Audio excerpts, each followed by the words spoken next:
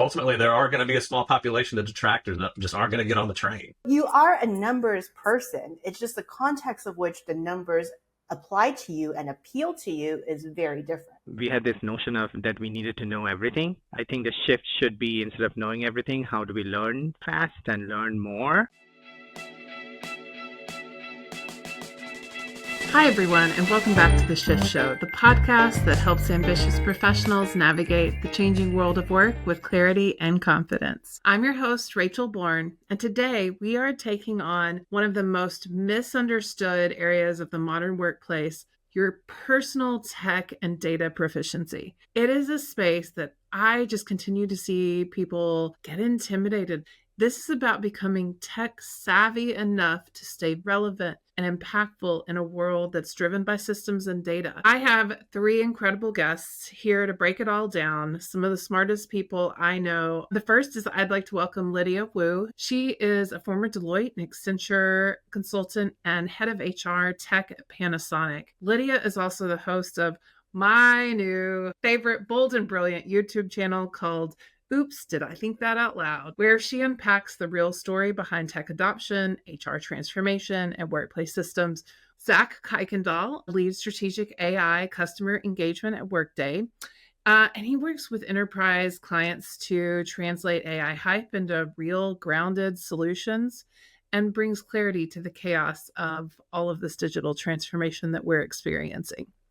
Jeet Roy, another old friend, is a data storyteller and former EY consultant. Jeet transforms analytics into compelling narratives through the lens of employee experience and ethical measurement. Hi, friends. Post-recording editing Rachel here. Sorry to pop in, but this episode was so rich that we decided to publish it in a two-part mini-series so that you could have time to process what a rich conversation. In this first part, we will look at two make or break skills, the tech adaptability, which is how do you learn the tools that are worth your time, and data literacy, turning numbers into a story that helps you get things done. So I will let you get back to the team, and thanks for listening and watching. So welcome to the Shift Show, you guys. I can't tell you how much I appreciate you being here. Hey. Thank you.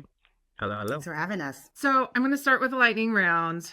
What is one mindset shift that you believe professionals need to make today to stay future relevant? My big one is just like Google search became ubiquitous to kick off. I think a chat GPT or similar LLM experience should be your starting point for every interaction you have going forward, whether it's search or workflow or anything interacting with what I'm going to call agents, right? It's a personalized agent right now. This is the big thing for people that need to get adjusted to it. Just building on what Zack said, I think we had this notion of that we needed to know everything. I think the shift should be, instead of knowing everything, how do we learn fast and learn more? Because it's an AI world, right? So if you're going into conversations and you're trying to be that individual who knows a lot of different things, make AI your friend and learn how to use it in conversations and in your work. I think my bit would be building on top of what Zack and G just said, which is what got you here in the last 10, 20 years is not going to get you through the next 5 years. How you think about learning, how you think about work, how you think about what it means to be you in the world of technology, so to speak, is going to be so fundamentally different that it's almost like you need to have a whole different change-ready mindset. But above and beyond that, it's also having a sort of like an imaginative and creative mindset to kind of carve out that future for yourself. Yeah. So changing our behaviors and this curiosity and learning, I could not have teed that up better. In our second episode for the Shift Show, I laid out really a framework for skills that based on the research, right, I thought is where the industry is heading. So I laid these out kind of in a continuum and a framework so that it was how my brain could process it. And in this episode today, we're really focusing on between kind of your own self-management and then how you interface with technology systems. It's the tech and data proficiency space. It's the intersection of self and systems, and the skills that really came out of that. It was your tech adaptability, data literacy, AI-informed decision-making, and really critical thinking, and how we as people are really building our skill set and frame around that. So I'm super excited to tackle that with you guys today. My first question is going to be for Lydia. You and I have been talking a lot about HR tech later. We will definitely link to your channel in our show notes. But when you're evaluating a new tool for your organization or yourself, what are your signals around, is it worth it?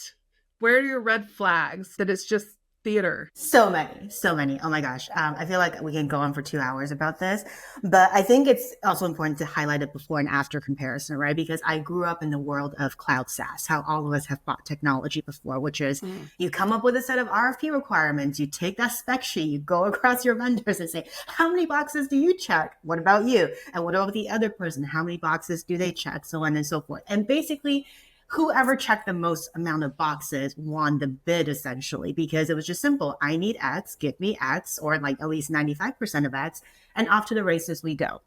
But in the world of AI, where everything is more probabilistic and not so deterministic, meaning that it's not just A going to B going to C, so on and so forth, there's an amount of uncertainty related to how all LLMs generate outcomes. It's much more about the principles of design and the ideas of partnership in the vendors that matter. So for me, what I look for now are really two things. Number one, the question I love to ask most companies is, what sucked enough for you to say, I'm going to build a piece of technology and solve that problem? Because as simple as that question may sound, it tells me about the motivation behind the technology. Are you just in it for the capital, which is totally fine? Or are you in it to really solve my problem as an HR person who's kind of going through my day to day and trying to make my life a little bit easier?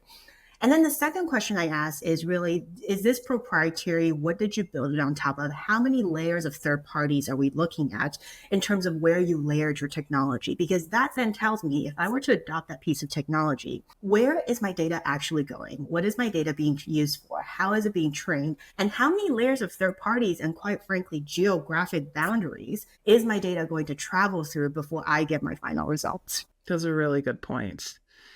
In terms of kind of building that too, I mean, there's so many things that are out there. Zack, one of the things you and I have kind of discussed in the past too is that adoption element and how people are able to assimilate and start using all of this new technology, right? All of you are really kind of talking about this like learning mindset too. There is a difference between I'm not a tech person, right? Or being tech averse, and then just being tech exhausted, particularly when you're working with clients or even as we are thinking about it individually. How do you help people deal with that? And, do you advise on how people should drive their adoption approach differently? I think fundamentally, like there's now a negative connotation anytime you drop AI or agent advancement in rooms now. There's a perspective that like it's coming for your job, blah, blah, blah. I find that like starting with a positive mindset and not even using those words is probably the most helpful. And we really talk, especially at Workday, about values and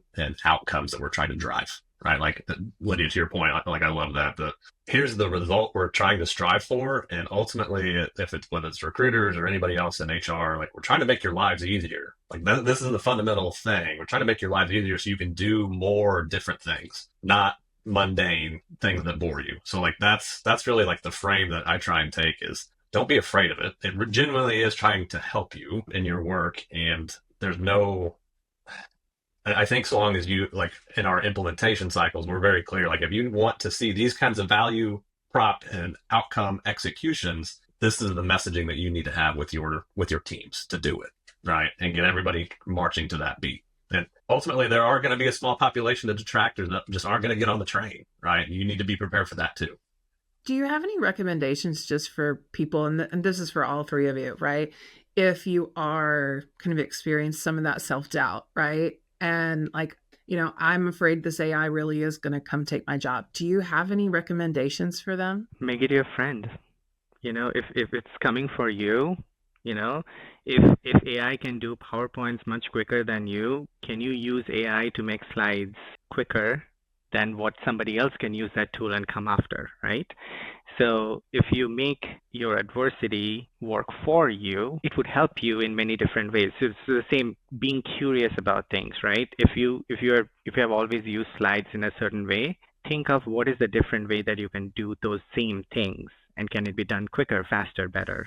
Yeah, I'm going to take more of a therapeutic approach to this because I was talking to an executive coach the other day and I was like, how many people are coming to you with this question? And she's like, you don't want to talk about how many people because there's way too many. But basically her thing is, if there is that moment of doubt, don't just let it slide. Yes, work with it, but more importantly, sit with it because you have to figure out what part of your work or what part of your personal worth even are you so concerned about losing to technology, because only in realizing that can you actually go then deeper to really address that specific problem, because otherwise you're always going to be hovering at the surface level and Like everything emotionally is just going to feel suppressing. exactly. Everything's going to feel a little topsy-turvy. That's a really interesting, like, what about my reaction is really telling me what I need to do? I love that too. Jeet, some of the early data is really, and this has been pretty consistent for probably the last 18 months, is suggesting that women are not adopting AI at the same rate and pace that their male counterparts are. And it's across industries. The one space I saw was in tech. It was 1 or 2 basis points above male. But it was the only industry that women were really adopting at an equivalent or better pace. How do you personally learn new technologies quickly? And do you have a framework? How are you recommending that people kind of coach others through this? Great question. The context of what you just said, right? We have to really understand why the adoption rates are different, right? Is there a barrier to learning? Is there a level of healthy skepticism? It's the understanding of AI is coming after. What is it? What is that why? That would help us understand and mitigate those gaps, if you will. And in terms of kind of a, what would be the model or what would be the landscape? What I find really helpful, and this is in my experiences of consulting in many different organizations, is when you're jumping in, understand the landscape that you're going in. What is the problem you're trying to solve for? Ask that why. Ask those 5 whys, because you'll get to the bottom of it before you jump in and try to make a difference, right? And your show is about HR professionals. So I will say this, I am kind of a transit between IT and HR, and I've always gone back and forth between those 2 roles. I think as HR professionals, what we can really make a difference is understanding the tech stack that you have in those companies that you're going in, or the situations you're going in. But how can you make best friends with the folks who own those technologies in the organizations, right? Sometimes as an HR community, we come with all these requirements, like Lydia was mentioning, but also the flip side of this is there are human beings who are working in tech who don't really understand the HR language.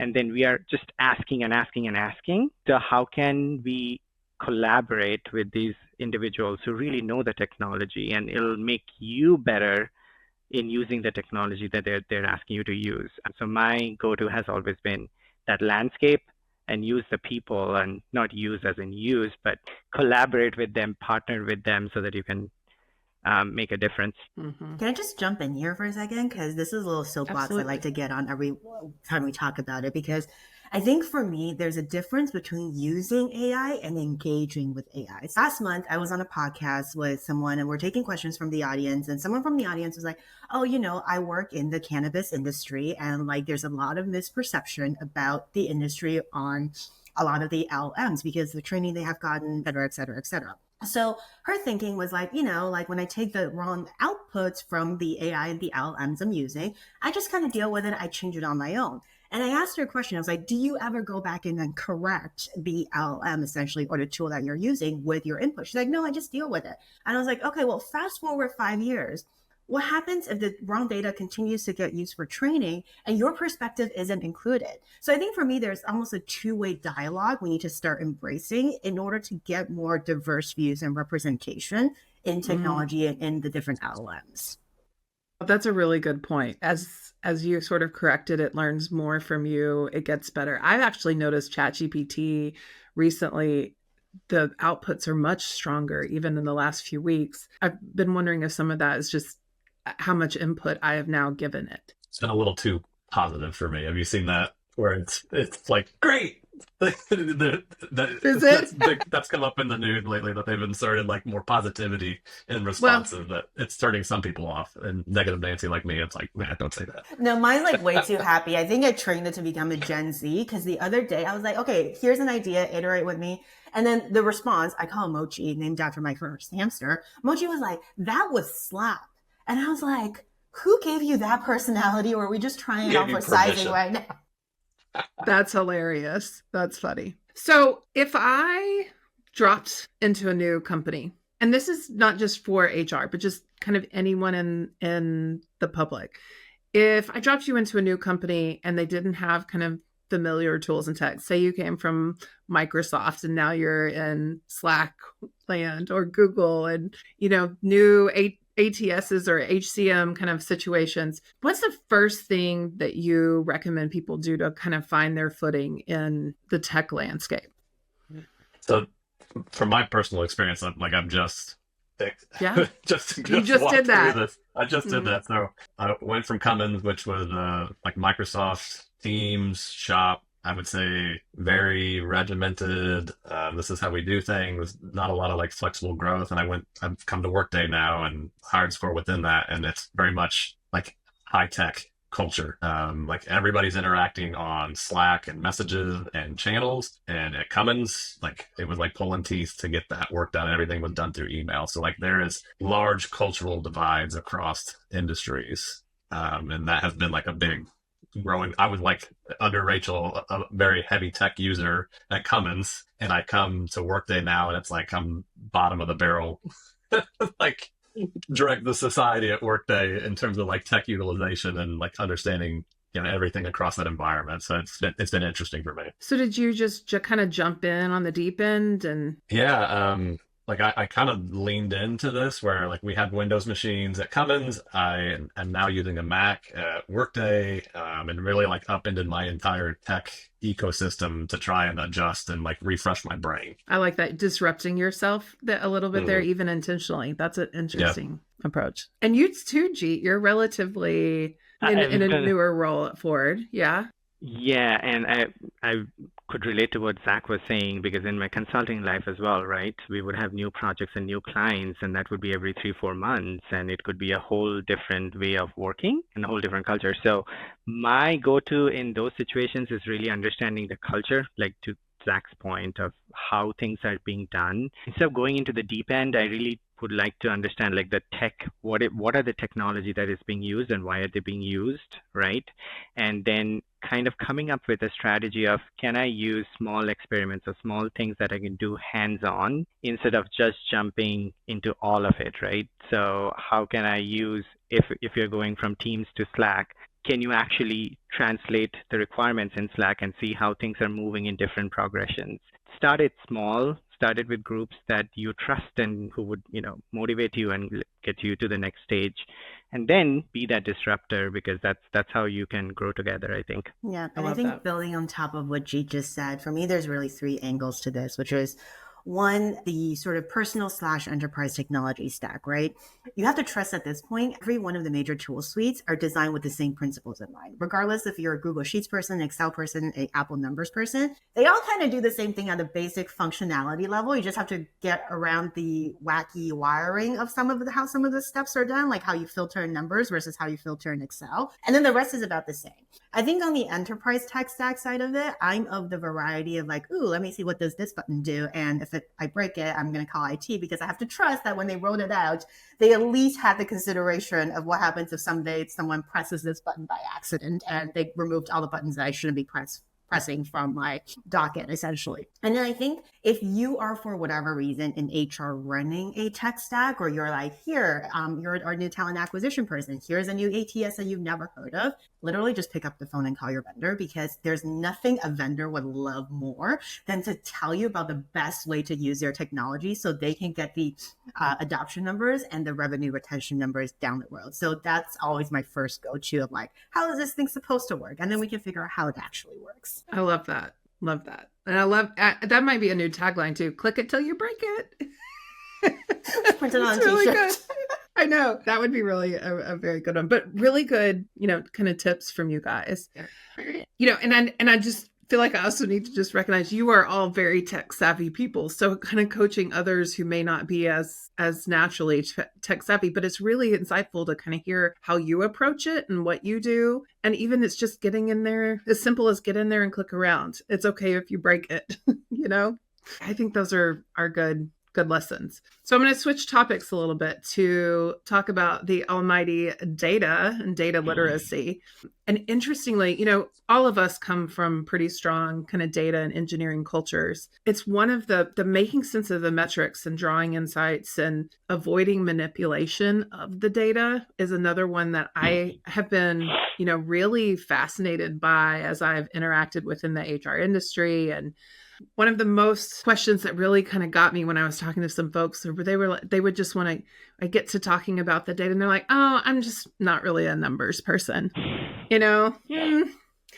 and, or sometimes they would start the sentence with, well, I feel, so there was a lot of emotionality in kind of the opinion as opposed to data. What would you say, and what advice would you give to the person who isn't that numbers person as we move into the future of work? Can I start? Because I feel so deeply traumatized by that sentiment, having led a whole people analytics function from scratch and ran it for 5+ years. So here's the thing. I don't think it's the fact that people are not numbers people. You just don't care enough about the numbers that you're looking at. For example, a lot of times when I have generalists or business partners coming to me 5-10 years ago saying, I'm not a numbers person, my first question back to them is did you go shopping this weekend or did you go to Costco this weekend? Okay, great. Did you see a deal? Yes. Did you have to calculate in your head what 30% reduction off of $7.99 was? Or even use a calculator? They're like, yeah, we did. I was like, you just kind of did analytics there to figure out if you were better off getting this on sale or if you're better off getting this as regular price. So you are a numbers person. It's just the context of which the numbers apply to you and appeal to you is very different. So you're reframing it back to them. I love that. Interesting. Like that. For me, I always couch it in do you want to read an op-ed or do you want to read the AP digest with the facts as best that it can be presented, right? So many people manipulate data or use data to tell a convincing story. You need to be able to say what's the truth in between the lines, right? Because everybody's coming at you with here's my position and here's why, and it's a narrative, and they're using or cherry picking data to do that. You need to be able to quantify, is that real? Does it pass the sniff test that we were talking about before? Right? That's a big one for me. If you are open to influence, then use data to push back against that. That's interesting. I could not agree more with both of you because I think a lot of times we come with the story versus letting the data tell the story, right? And then the cover becomes, I'm not a numbers person. This is where this is the story I want to tell. I think starting small really helps, right? So find those partners who are just like Lydia. My background is in people analytics. Find those folks who do the work, and how best can you partner with them to really tell the story that the data is telling, because that's when you make a true difference. Because if you're cherry picking and you're creating strategies, it might fly for a month, but it will not stick. It just wouldn't be supported, right? If you take that position of I'm not a numbers person, you're recusing yourself from making informed decisions from the start. That's unacceptable in this day and age. One of the weird things I've realized in all of my years working in people analytics, and Jeet, you might sort of feel this one, is if you want to bond with a room of people analytics people, the fastest way to trauma bond with them is to ask how many people has ever been asked to say, hey, can you make this number look prettier? And you will strike up conversations left, right, and center, I assure you. I hope I never asked you to do that, Jeet. No, it was a sniff test for me, Rachel. Maybe me. I was just smelling the numbers. And 9 times out of 10, your sniff test kind of stood. So, better than the statistics test, I know. So. Well, I do think it's important to know your data too, right? As a practitioner. And the more you know it and the more intimate you get with that and the process alignment, right? Then you can sort of be like, this doesn't feel right, but I need you to tell me if it is or not to your data folks. I think that can be huge. But you all are also hitting on kind of a trust of the data. No one said that quite directly, but these data lakes aren't perfect if you even are lucky enough to have one. And we all know that's also in many ways the sort of backbone of AI. So how do you coach teams to sort of balance that trust in the data? And then you also have some of this natural skepticism because the data isn't going to be perfect. Can I go on that? Because Absolutely. it's a consistent theme, Rachel, and the way that I have approached it in my time when being in people analytics is really understanding those data lakes and having the people who manage those lakes, because they know the ins and outs of it. So if you're putting in garbage, you're going to get garbage, right? Garbage in, garbage out. So the tactics for that is really partnering with the folks who know the data. And the other part of that is folks like yourself, Rachel, who has the domain knowledge.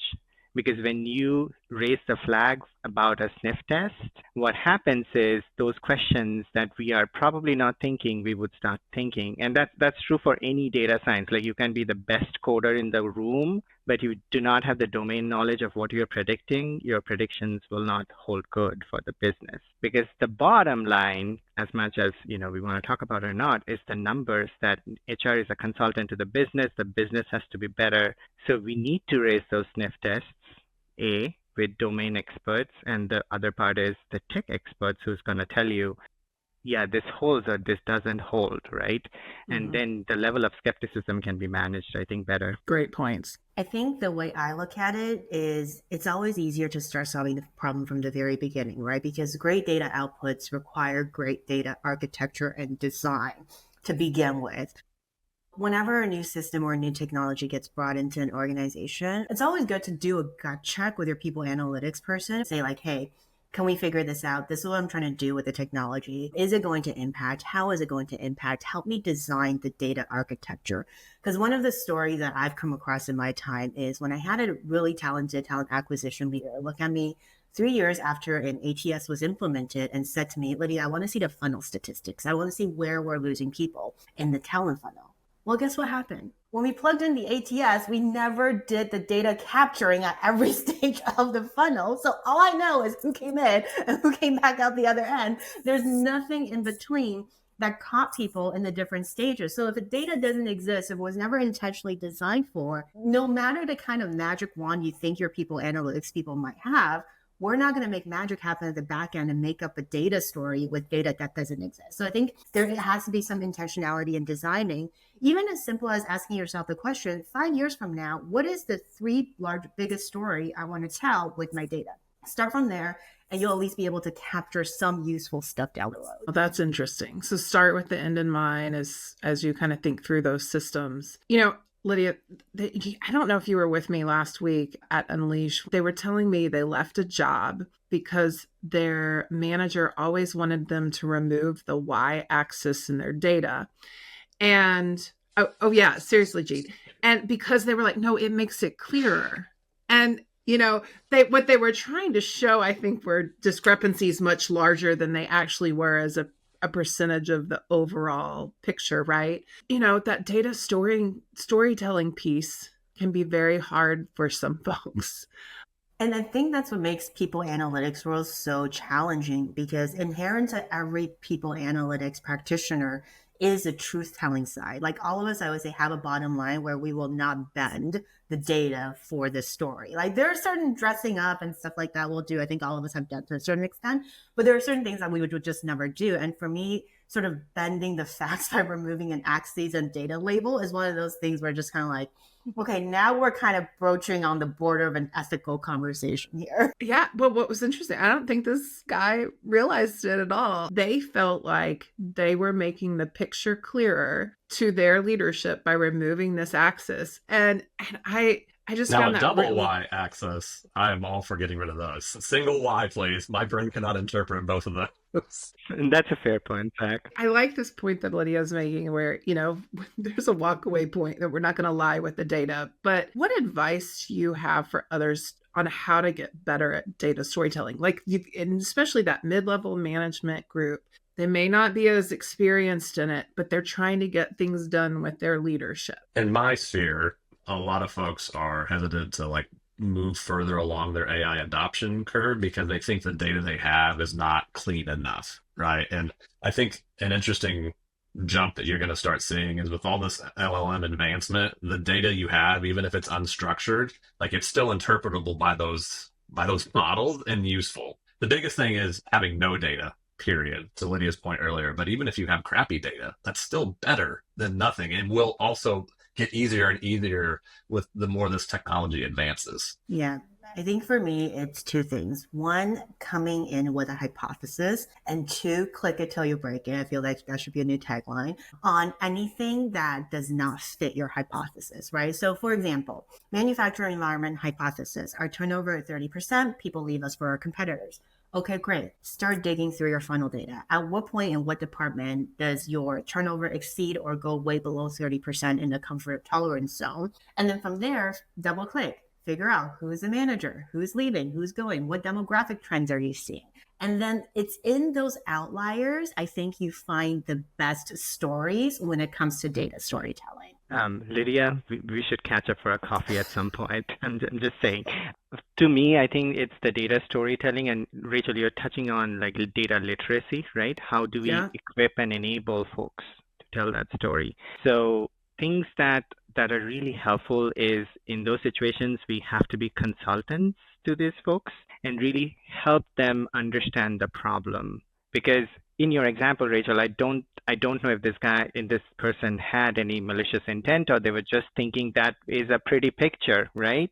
But in Lydia and my brain, it was like a huge red flag. So was yours. So if I am log transforming a regression line, there has to be a better reason that I'm doing it, not just to make it pretty for the story, right? So how can you be a consultant in those situations and use the pointers that both of you said to tell the story and equip them? Because hopefully next time when they are looking at a problem, they'll start with that hypothesis. They'll start with that problem statement. Basically, it's a problem that you're trying to solve, right? And what is that problem? How can we solve it with data versus creating your own story because you think that's the story? Mm-hmm. Yeah.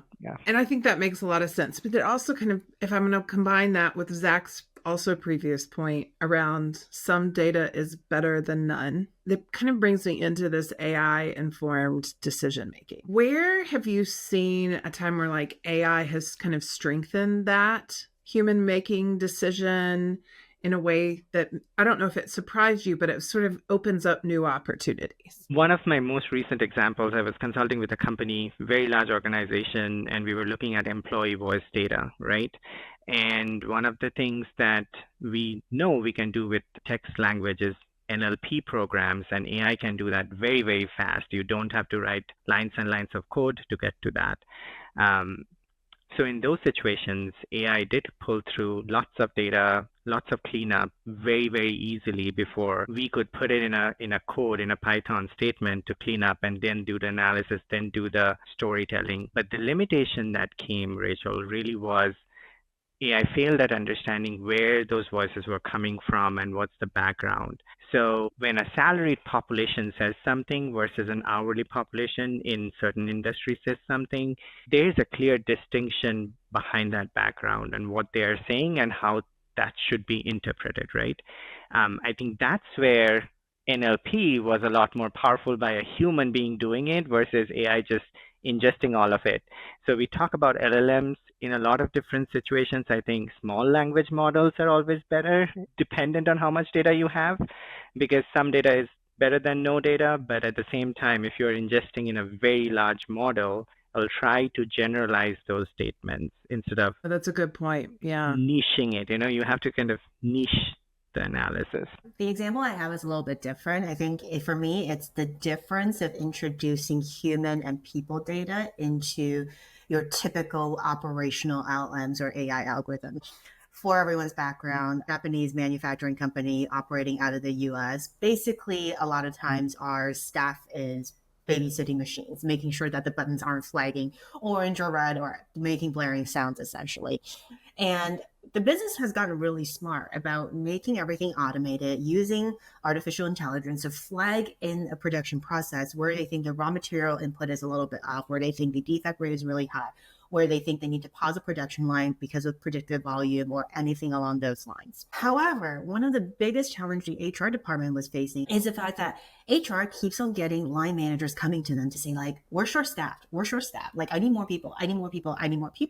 So of course, when you're kind of flying a little bit blind in the manufacturing environment, whatever the line manager, whatever the GM says effectively goes. And in that sense, when they come to you and say, we need more people, you better go and hire more people.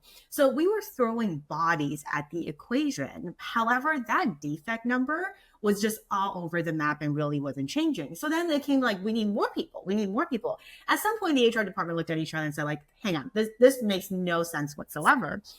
And we did a little bit of a analysis. And what we found out was that while the business was incredibly intelligent with how their material was being processed through the line, we weren't exactly being very smart about how many people we staffed on the line. So I think there is a huge human delta in sort of the world of machines. And we really need to look at the data set from two different angles. In my experience, especially we talked about, hiring algorithms, like probably one of my areas of expertise at this point. I think you're using AI to remove the intuition layers of people that get those are the things that create bias or get off track, right? At least initially. So like the more you can build in AI to help like keep everybody on the rails in these processes, the better. I think like hiring is a really great example. Yeah, at Workday, we're starting to extend that into more and more of these people processes where like we know that there's inherent bias in some of these situations, succession plans, right? Like that's another one. How does AI provide more data and insights in real time to drive a consistent process that isn't so human intuition based? Like how do you make the intuition scaled? And the only way you can really do that is through AI and analytics. Yeah, that's a really good point. One of the things I've been reading a lot about on like Reddit and, recruiting hell, it's like my new favorite page to read for entertainment, is all the people who are like, okay, I've figured out how to beat the bot. As an expert, what is your opinion? Can we beat the bot? I hope you enjoyed the conversation. Please subscribe or share this episode with your friends that could benefit from this conversation, and jump over to part 2 to finish the conversation on technology and data literacy so that we can nail the future of work together.